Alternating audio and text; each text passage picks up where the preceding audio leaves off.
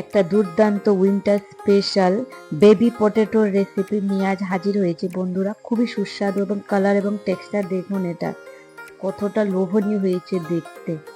আর এটা সহজে আমরা সামান্য কিছু ইনগ্রেডিয়েন্টস দিয়ে ঘরে বানিয়ে নিতে পারি। তাহলে আর স্কিপ না করে ফুল রেসিপিটা একবার ওয়াচ করুন। আর এইটা বানানোর জন্য আমি আলুগুলোকে এইভাবে সেদ্ধ করে নিয়েছি। আমি একদম নতুন ছোট সাইজের আলুগুলোকে ইউজ করেছি এটার জন্য। বয়েল করে নিয়েছি কুকারে, 2টো সিটি দিয়েছি, বাস হয়ে গেছে। এখন খোসাটাকে ছাড়িয়ে নিলাম। আর দেখুন আমি কিছু সবজি কেটে নিয়েছি। তাতে আছে পেঁয়াজ, টমেটো, 2টো কাঁচা লঙ্কা, কিছুটা রসুন, কিছুটা পরিমাণ আদা, আর রয়েছে কাজু আর কারি পাতা। এখন কি করব, টমেটো, পেঁয়াজ, আদা, রসুন এবং কাঁচা লঙ্কা আর কাজু এগুলো দিয়ে আমি একটা পেস্ট বানিয়ে নেব। আদাটাও তাতে অ্যাড করে দিয়েছি। একটা স্মুথ পেস্ট আমরা করে নিয়েছি। অন্যদিকে কড়াই আমি 1 চামচ মতো মাস্টার্ড অয়েল ইউজ করেছি।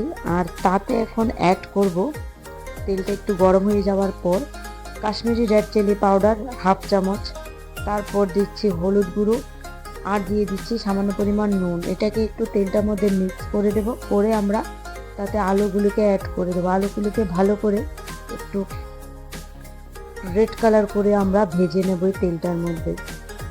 দেখুন এইভাবে আলুগুলো ভালো করে মশলাটার সঙ্গে একদম কোট হয়ে যাবে। আর আমার রেসিপিগুলো যদি ভালো লাগে, please don't forget to like, share and subscribe the channel.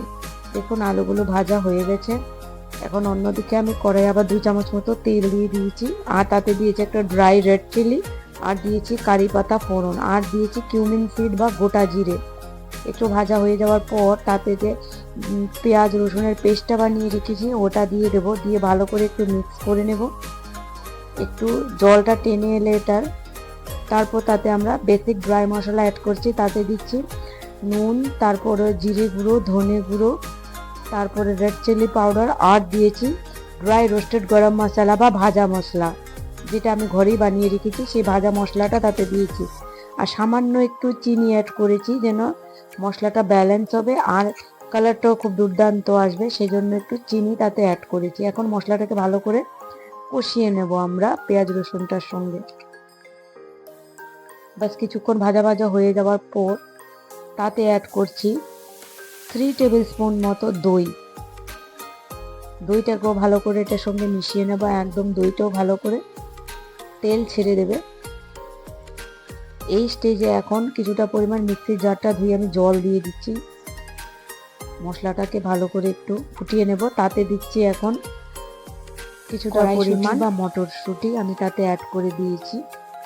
এটাকে একটু মিক্স করে নেব ভালো করে। তারপর এখন আমি তাতে আলুগুলো অ্যাড করে ভালো করে একদম গ্রেভিটার সঙ্গে যেন কোট হয়ে যায়, এভাবে আলুটাকে ভালো করে 2 মিনিট ঢাকা দিয়েও এটাকে একটু ভাজা করে নেব বা কষিয়ে নেব বলতে পারেন। এখন তাতে দিচ্ছি কিছুটা পরিমাণ কসুরি মেথি, এইভাবে হাত দিয়ে ক্রাশ করে এটাতে দিয়ে দেবো। তাহলে কসুরি মেথিটার ফ্লেভারটা খুব সুন্দর আসে। বাস মিক্স করে তারপরে এইটাতে না গ্রেভির জন্য আমি 1/2 কাপ মতো গরম জল দিয়েছি। হ্যাঁ, হট ওয়াটারটাই ইউজ করবেন, তাহলে এটার টেস্ট একদম পারফেক্ট আসবে।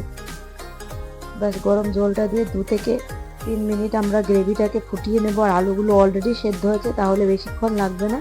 আর লাস্টলি উপর থেকে আবার একটু চিনি দিয়েছি। টেস্টটা অনুযায়ী আপনারা ব্যালেন্স করার জন্য যতটা মিষ্টি পছন্দ করেন সেই অনুযায়ী উপর থেকে চিনি দিয়ে বাস গরম গরম তারপর নেবেন। একটা দুর্দান্ত দম মটর আলুর রেসিপি আমাদের রেডি হয়ে গেল। আর এটা ভাত, রুটি, পরোটা এগুলোর সঙ্গে খেতে খুবই দুর্দান্ত লাগে। তাহলে একবার ট্রাই করবেন আর কমেন্টে আমাকে জানাবেন কেমন লাগলো রেসিপিটা। তাহলে eat healthy, stay healthy, take care and bye by.